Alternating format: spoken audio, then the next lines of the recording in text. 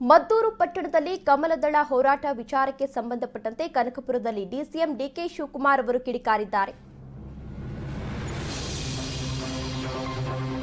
ಮದ್ದೂರು ಪಟ್ಟಣದಲ್ಲಿ ಕಮಲದಳ ಹೋರಾಟ ವಿಚಾರಕ್ಕೆ ಸಂಬಂಧಪಟ್ಟಂತೆ ಕನಕಪುರದಲ್ಲಿ ಡಿಸಿಎಂ ಡಿಕೆ ಶಿವಕುಮಾರ್ ಅವರು ಕಿಡಿಕಾರಿದ್ದಾರೆ. ಆಕ್ರೋಶವನ್ನು ವ್ಯಕ್ತಪಡಿಸಿದ್ದಾರೆ.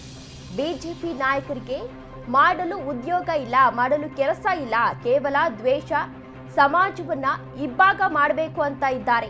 ಅದಕ್ಕಾಗಿ ಷಡ್ಯಂತ್ರವನ್ನ ಮಾಡ್ತಾ ಇದ್ದಾರೆ ಎಂದು ಡಿಸಿಎಂ ಡಿಕೆ ಶಿವಕುಮಾರ್ ಅವರು ವಾಗ್ದಾಳಿ ನಡೆಸಿದ್ದಾರೆ.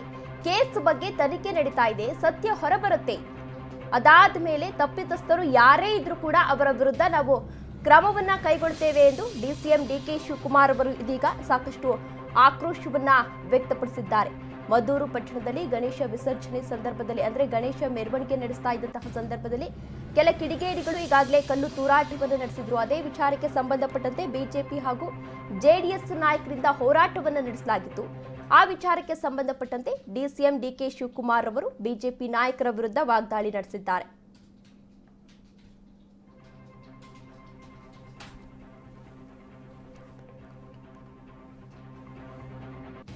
ಸಂದರ್ಭದಲ್ಲಿ ಕೆಲವು ಕಿಡಿಗೇಡಿಗಳಿಂದ ಈಗಾಗಲೇ ಕಲ್ಲು ತೂರಾಟವನ್ನು ನಡೆಸಲಾಗಿತ್ತು. ಅದೇ ವಿಚಾರಕ್ಕೆ ಸಂಬಂಧಪಟ್ಟಂತೆ ಈಗಾಗಲೇ 20ಕ್ಕೂ ಹೆಚ್ಚು ಮಂದಿಯನ್ನ ಬಂಧಿಸಲಾಗಿದೆ. ಸಿಎಂ ಸಿದ್ದರಾಮಯ್ಯನವರು ಕೂಡ ಈ ಹಿಂದೆ ಒಂದು ಹೇಳಿಕೆಯನ್ನ ನೀಡಿದ್ರು.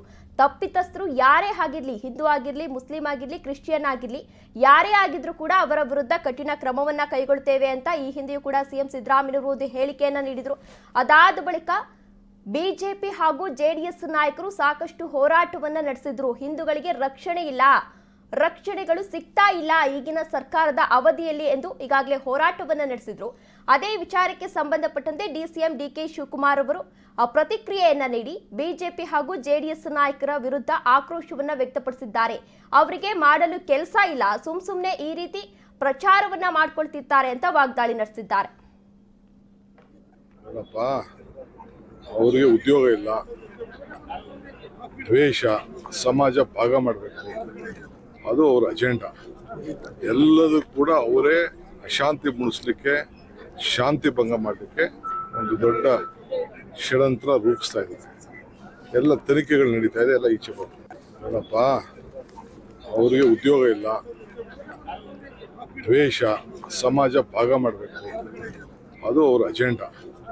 ಎಲ್ಲದೂ ಕೂಡ ಅವರೇ ಅಶಾಂತಿ ಮೂಡಿಸ್ಲಿಕ್ಕೆ, ಶಾಂತಿ ಭಂಗ ಮಾಡಲಿಕ್ಕೆ ಒಂದು ದೊಡ್ಡ ಷಡ್ಯಂತ್ರ ರೂಪಿಸ್ತಾ ಇದ್ದಾರೆ. ಎಲ್ಲ ತನಿಖೆಗಳು ನಡೀತಾ ಇದೆ, ಎಲ್ಲ ಈಚೆ ಬರಪ್ಪ.